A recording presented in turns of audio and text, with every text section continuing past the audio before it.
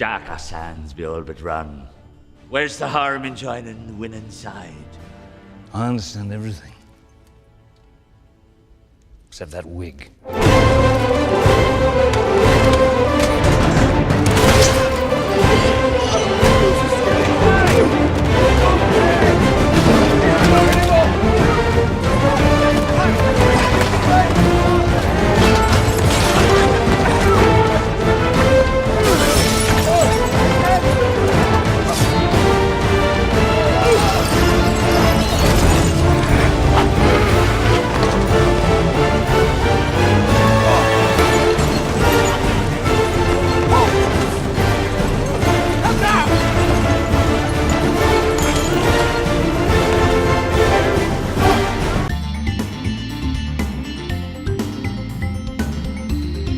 Thanks for watching the Film Fix this week. I'm Jonathan W. Hickman, and this is Jeff Marker, and we just took in Pirates of the Caribbean on Stranger Tides. This is the fourth movie in the series that we thought had ended at World's End.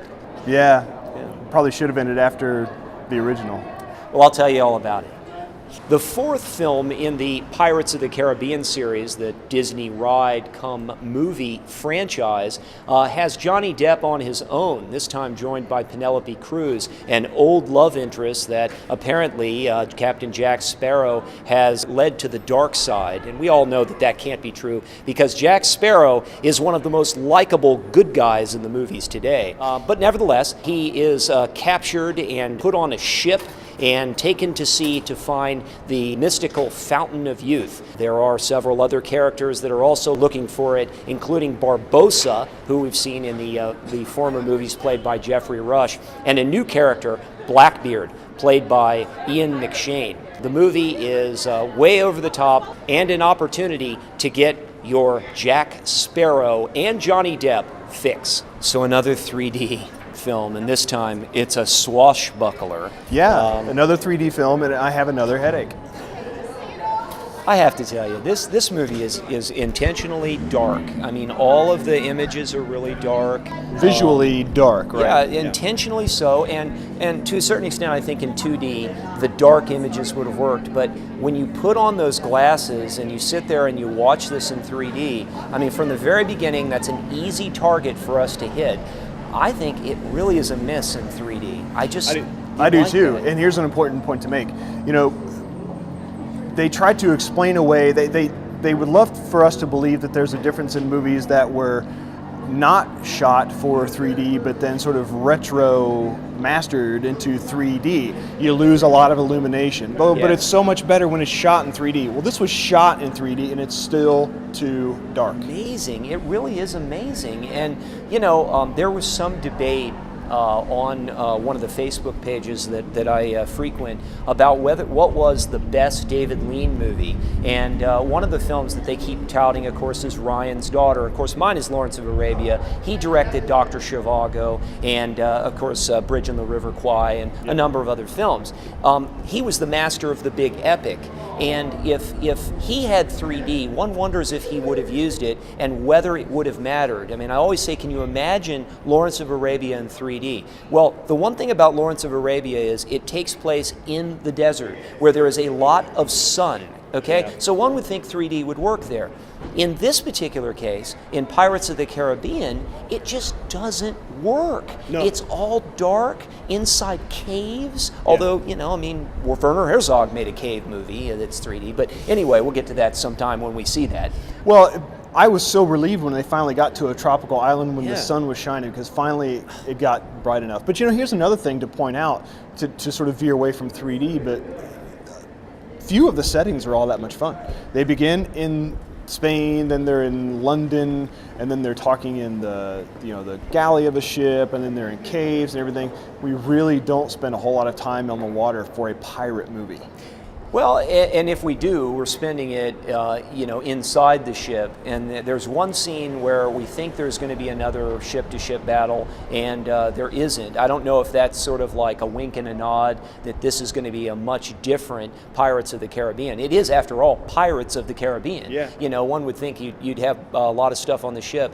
Any time that the movie, anytime that it's really bright, I didn't get the impression 3D even added anything then either. So I don't know whether or not it's the light versus the dark, but I can tell you from the very first frame in the movie, when there are some, some fishermen out in the ocean at night pulling something up out of the ocean, I wanted to take my glasses off. I could not see enough of the image to really help me there. And I did take my glasses off for long stretches of the film. I don't understand why they'd started it at night like that. Why wouldn't they have just started it in the bright of day? I mean, fishermen usually fish also in the day, don't they? I don't know. I don't know. You know. But that's just the beginning of the things that you and I didn't quite understand about this movie. And we know it's Pirates of the Caribbean and they can get away with a lot and all of that. But one scene after another, things happen and you just think, well, how does that work exactly? The movie takes a lot of liberties. Blackbeard has a magical sword and he can make ropes move. Really? Come on. So I will say, I'll be completely honest. I was not looking forward to this, but I kind of got myself to the point where, okay, prove me wrong. I wasn't. Blackbeard is played by Ian McShane, who I love. Yeah, he's great. If anyone can make you be fearful of him, he played Swearinger in the Deadwood series. He was a evil tyrant of Deadwood. He's got one of the great voices in movies. Well, and if you think about it, his voice alone can strike fear. One of the reasons why Kung Fu Panda worked was because he voiced the bad guy, and he did it so ruthlessly. He does a great voice performance. So scary. Yeah, he does, and he does a great voice performance in Coraline too. He does, gosh, and that was a decent 3D. Great, yeah, that was one of the better uses of 3D. All right, so let's jump to the things that people come to see these movies for. Johnny Depp. Do we get our Johnny Depp fix in this? Well, you certainly get enough of Johnny Depp. Johnny Depp is almost in every single frame. He has a lot of one-liners, but they just kind of bounced off me. I never really engaged with him in this, and I think it's because everything surrounding him was just so dark and uninvolving and didn't really catch me. It's the writing, too. This movie is not as quotable as the original Pirates by any stretch. And see, I heard that it would be. The early reviews of this were saying, oh, there's great one-liners and all of that. But as I said when we walked out of this, I was looking forward to no Orlando Bloom, no Keira Knightley in this movie. I wanted to see what Johnny Depp could do on his own. And I have to say, I think that Keira Knightley and Orlando Bloom really helped Johnny Depp's character because they were bright and airy, and he was allowed to be a little dark. Yeah. And in this case, all the characters in the movie, except this one religious nut guy and this one particular mermaid, are really just, there's not enough good people in it, I don't think. The evangelical guy and the mermaid are supposed to be the love story subplot that replaces Keira Knightley and Orlando Bloom, and it just didn't work for me. Well, and it happens so late. Just to give you a bit of subtext, what happens is they end up marooning themselves on an island at some point. I'm not giving anything away here. And a lot of the action takes place on some kind of island or somewhere where they're looking for this mysterious fountain of youth. And there is a really good scene involving these killer mermaids, which I found to be very effective.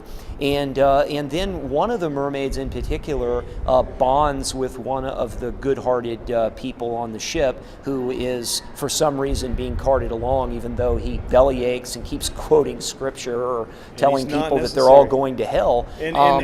So by the time the romance happens, it's an hour into the movie. Yeah. So and see, I think that one character sort of sums up how forced all the writing is, because they have to get certain objects and take it to the Fountain of Youth. Once they get there, they have to do a ritual. And I was thinking, well, maybe the evangelical guy was necessary for that. Turns out he's not. No, he's not necessary to have around. And so everybody in the movie is deathly afraid of Blackbeard, except that guy. And so And he keeps disagreeing with Blackbeard, and yet they keep him around. And eventually you figure out, oh, well, that's our love story. The narrative is so loose. It plays all of the pieces so fast and loose. Constantly, you have a lot of, like, Barbossa has one leg and he's got a crutch, and then he loses his crutch and he seems to still get around pretty well. Right. I mean, golly, I mean, they must have made incredible prosthetics, a peg leg back then, because Barbossa is just very agile. He's good with a sword. I mean, it's just an amazing thing. There's so many incongruities in the movie that it makes you come out of the movie and question it. That being said, I think there's a lot for a Pirates of the Caribbean fan to love here. Well, we sat in this theater and it was dotted with people dressed as their favorite pirate, including Johnny Depp's character, the Captain Jack Sparrow, and some of them incredibly well done. So I think that there is something here for those fans. Well, that's what's difficult for a reviewer for this particular movie. And I'll just go ahead and say, I didn't get my fix. However, I recognize that there are a lot of people who are still crazy about Jack Sparrow. They really love this franchise, and you'll probably be pleased. Not wild about it, but pleased. Well, I'm going to say I did get my fix, and the reason that I'm going to say I got my fix is there are a couple of action set pieces that work fairly well. I did like seeing the Jack Sparrow character.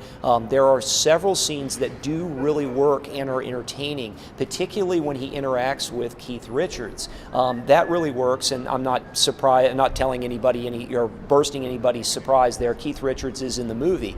But overall, I think that it could have been better. The saving grace, and the reason that I think I'm really going to give this movie my fix rating, is because it's shorter than these other movies. I mean, At World's End was so long, as I remember it, that I couldn't bear it.